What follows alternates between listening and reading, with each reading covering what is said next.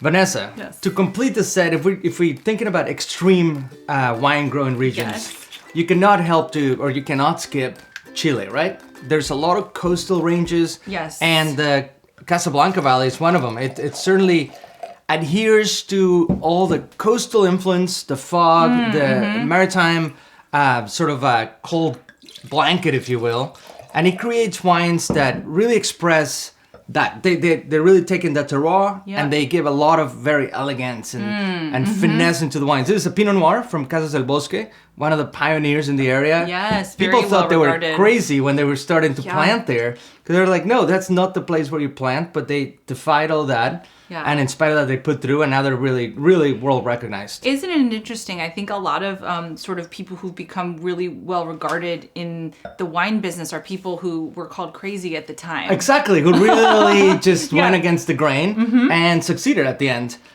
This is a clear example. I mean, I see this as a beautiful Valerina Valais going on. It's Pinot Noir really taking on these qualities that are just silky, elegant. The fruit it rolls off the tongue very nicely. It's not aggressive by any means. I get the cooling influences here. I think there's a very cool current, dried ocean current that flows all the way along the coast there, because it's very fresh.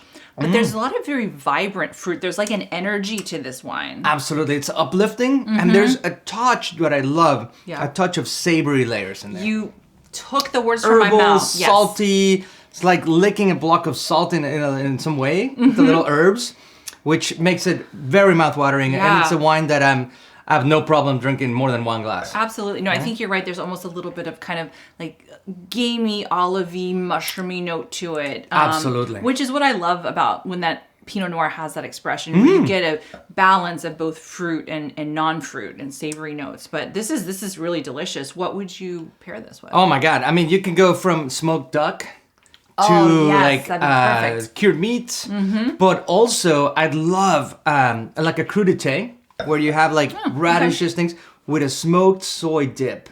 Oh, yeah. And that's bringing that balance, the richness, crunchy textures, very fresh, but also with the smoke of the soy So sauce. kind of umami, Absolutely. which actually pairs really well with the savoriness of this wine. I Totally. totally see where you're going with Yeah. that. That sounds delicious. Absolutely. All day. Very beautiful, silky. And I mean, it does give a run for its money to Burgundy.